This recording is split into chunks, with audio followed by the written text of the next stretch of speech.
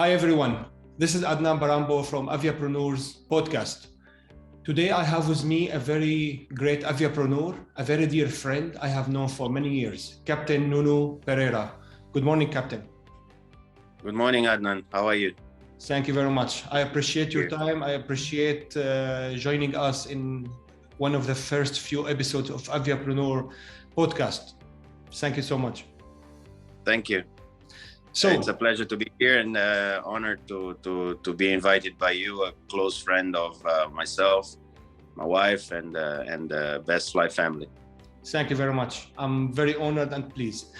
So, Captain Nuno, you are a Boeing 747 commercial pilot. You used to fly for the national carrier of Angola. You are also the founder and the chairman of Bestfly Group, which include Bestfly Aircraft Management, one of the most important and pioneer private jet management companies in the African continent. You have helicopter aircraft, you're flying also private jet aircraft and ATR commuter aircraft. You're also the president of Bestfly Worldwide, which is arranging ground handling and flight operations all over Africa. You're also managing Bestfly Flight Support, which is managing the first private jet terminal in Luanda. You're one of the founding members of the African Business Aviation Association, and you used to be the ex-chairman of the association. Wow. Vice chairman. Ex-vice chairman. Ex-vice chairman, correct, yes. How did you do all that?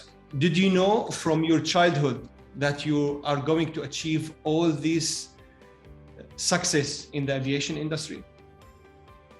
So, that's a great question, Dr. Adnan, because in reality, the short answer is passion. Passion is the key for the success in anything we do in life. Because if you do not feel pleasure on doing what you're doing, you will never achieve success. Going to the second portion of your question, which is, have you ever thought of achieving this success? I've always dreamed of being a flyer, being a pilot. My mom used to tell me that if God had given me wings, I would be a bird, not a person. And truth of the matter, one thing led to the other, and I achieved my dream of becoming a pilot very early in my life. And then I grew up in my career always with striving and effort. So I became captain of the 747 at the age of 30 years old, and of the 777 at 33 years old, which and then I had some management roles within the TAG Angola Airlines company and other companies that I flew for. I, for instance, was the fleet manager and the flight data analysis manager for Euro-Atlantic Airways in Portugal. I set up all the flight data analysis and flight data monitoring program for TAG that allowed that in 2010, TAG to be removed from the restrictions of flying into Europe. But that was not enough. Honestly speaking, my previous experience with the NetJets allowed me to have a better view, a better understanding of the requirements of the business aviation, the corporate aviation, which is a very significant part of our industry. And when I was flying the 747, I would look at the airport in Luanda and I would realize that was lacking proper services, support. And that's where we started Bestfly. Myself and Alcinda, my wife, we started Bestfly as a ground handler, as a company that supported the aircraft that landed in Luanda. One thing led to the other, and we are now the biggest private aviation company in Angola and one of the most significant private aviation companies in Africa. We have a dream, and that dream is to become even bigger, and who knows, maybe to become one of the biggest companies in the continent. That is the idea that we have and what we achieve. The truth of the matter is that every single development that we had within our company was actually led by our customers being so pleased with our services. So when we started as a ground handler, we never thought of operating aircraft. We actually never thought of operating aircraft. We had only thought of ground handling. Then one day, suddenly a client lands in one and says, "No, by the way, I bought an aircraft. I need you to take care of it." And I was, what do you mean take care of it? And the guy said, no, I want you to operate the aircraft. So I started to operate a King Air 350 without even having thought of it. And then the same thing happened with the helicopters. The helicopters was something, I still think helicopters are strange machines. And I must, as a joke, I always say, I'm scared of helicopters, but the truth of the matter is one day another client, a major oil and gas company, landed in our terminal, came to me and said, "No, we like so much what you guys do here. Why don't you think helicopters? Because if you bring helicopters, we'll probably consider using you." And now we operate AW139s, and as announced during the Dubai Air Show, we bought 4 AW169s and a couple of Bell 505s. So again, it was not planned. We thought we could do well. We thought we knew what we were doing.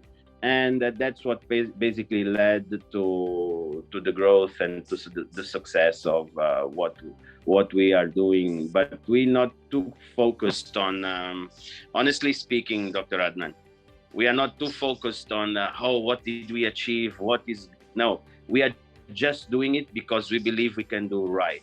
Mainly that is the drive of our company. Actually, it's a very interesting story. And maybe you mentioned that this growth and this success was not planned. But what's clear to me here is you have passion, you have a dream, and you have a commitment. And this is what it takes to build a successful venture. You have this commitment, so you're gonna arrive. You have guidelines, which is innovation, customer service, response to customer, and this made you build Bestfly. It's an amazing story. I'm very pleased to hear it. So you mentioned that you started as a business aviation handler in Angola. Based on that, yes, you contracted with the Angolan government to manage the first private jet terminal in Angola. How could you convince them? How could you do that? We know that governments in Africa are not very responsive to having a private jet terminal. We see very few FBOs in Africa. How could you be one of the pioneers to do that? So that's also a very, very good question, because it was not easy. It took a few years. It was not overnight. So myself and Alcinda started the company in 2009, and but because of the experience that we had with NetJets, we knew that we needed to have, if we wanted to differentiate ourselves from the herd, we had to have an FBO, a VIP terminal to provide a differentiated services to our arriving and departing clients.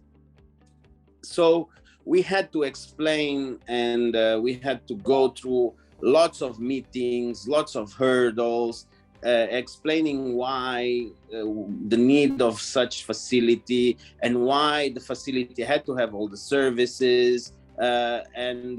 So that took us about 3 full years of work to explain to the people that and the government authorities that there was no security breaches, there were no security threats. On the contrary, they would have more control because they would be involved on the operation of the terminal, as we have now. For instance, now the security of the terminal is provided by the National Police, the National Airport, the branch of the National Police that runs the airport security. We have on-site customs and immigration, so they have a full visibility of every single passenger, every single flight that goes through our terminal. So actually, it increased the level of scrutiny and security rather than decrease it, if you know what I'm saying.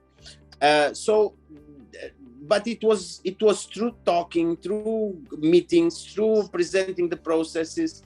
And as some of the decision makers are also users of this type of services that they use elsewhere in the world, like in Dubai or in Europe or in the States when they travel, it was relatively not easy, but accessible, at least to resemble. So once we got the preliminary go-ahead, we had to make an investment because our terminal is a private facility. It's not a public funded facility. So we had to fund the construction. We had to go get financial support. We had to go and get financial support from banking institutions. And we got it. It was a risk that we took, but it was a great risk because it paid off. Honestly speaking, it paid off. We managed to succeed, and we have actually, now that I think of it, the 10th anniversary of our FBO is this year. Sorry, December 2022. It's going to be the 10th anniversary of the grand opening of Bestfly terminal, which is a great milestone. Now that I think of it, we need to plan something for the party of the 10th anniversary of our absolutely FBO, because it has been a huge success.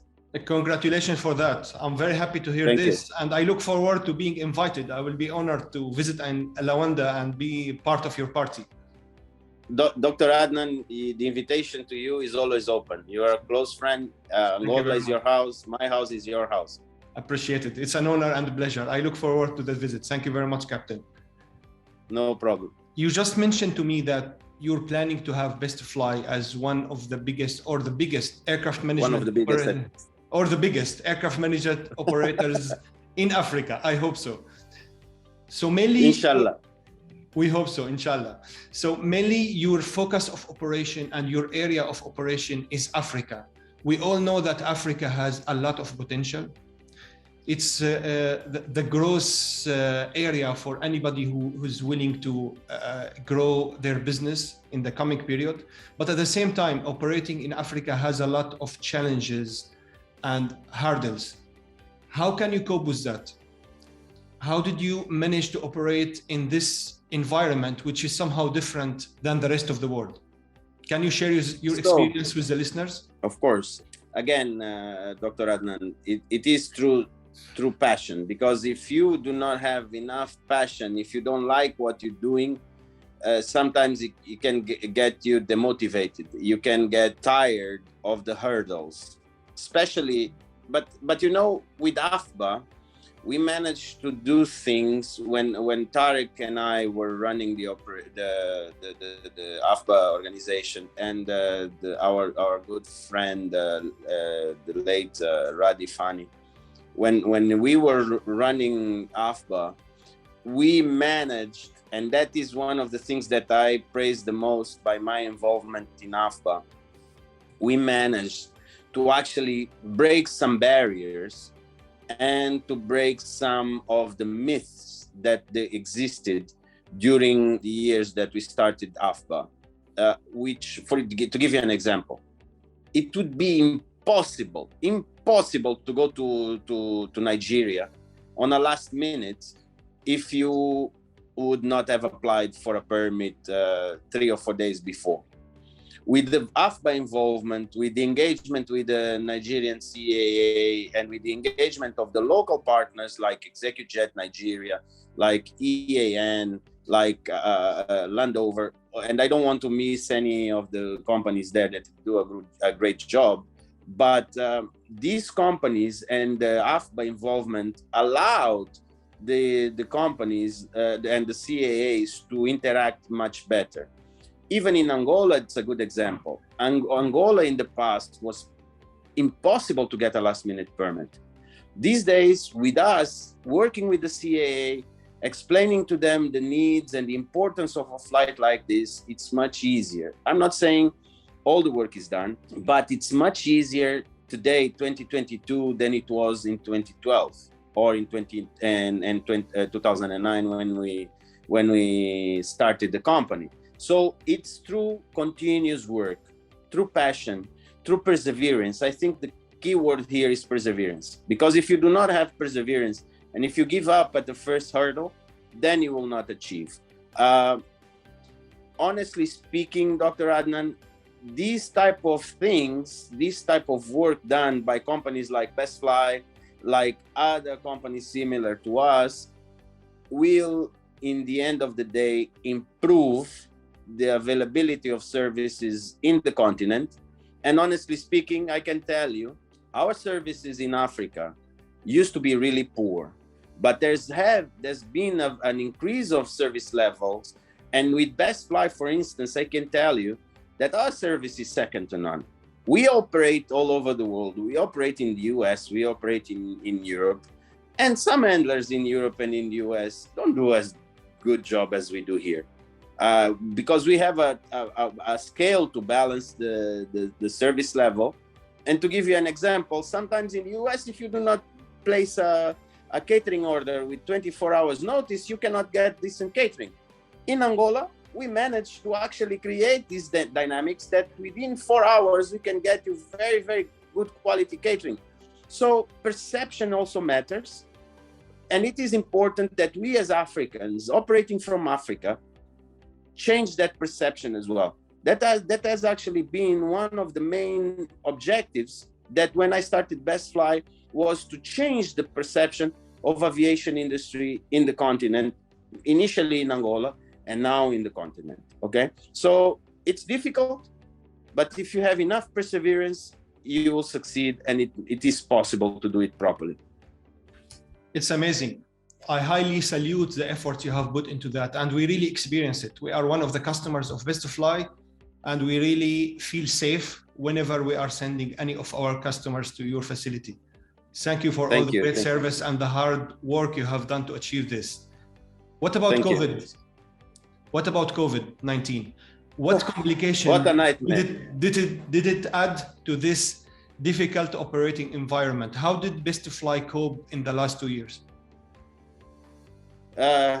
Again, it was a nightmare, but at the same time, I can say it was a blessing in a way that just highlighted the quality of our services to our clients.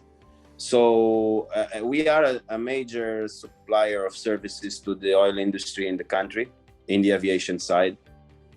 And when things really got tough, when things really got difficult to our oil and gas clients, they related to us and they came to us for the support. So we were able to actually shine on a very dark world because we were there for our clients. And that made us have 2020 as a very good year and 2021 as the best year ever for Bestfly in terms of financial revenues and turnover. So, but again, myself and Alcinda, when things get tough, is when we get in and work. I have to say, and this, I know this podcast is seen and heard by millions of people throughout the world. I could not leave this note without having a word of appreciation to my team. Because I may be, and everybody knows Bestfly thinks of Nuno Pereira and Alcinda Pereira. But without the group of professionals that I have behind me, it would be impossible for us to achieve what we have achieved, okay? And honestly speaking, my team worked tirelessly. We although Angola was on lockdown in 2020, most of 2020, Bestfly was the only aviation company that worked every day.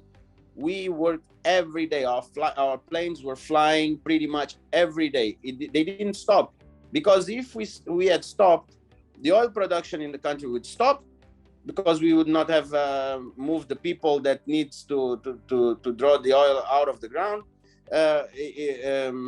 and the economy would be even worse than it was due to COVID. So I think I'm a strong believer that with difficulties come opportunities, and that's what we created. That's what we transformed. The difficulties of the COVID, we transformed them in opportunities for growth and in opportunities to solidify our position within the aviation industry in the country. And we were very lucky and very fortunate to have achieved that. I'm very glad to hear this. And from our side, we also thank and salute all the Bestfly team for all the hard work and the great service. Before we close, Thank you. Captain, I have a very personal question. I always wanted to ask you this question, and I'm sure all the listeners would love to hear it. As a pilot yourself, as a pilot who fly private jet, I'm sure you have many VIPs and many celebrities on your airplanes. This means that you have experienced some funny, some weird stories on board. Would you like to share one of these stories with us? Okay, I will. If you feel comfortable only. No problem. We have a few funny stories.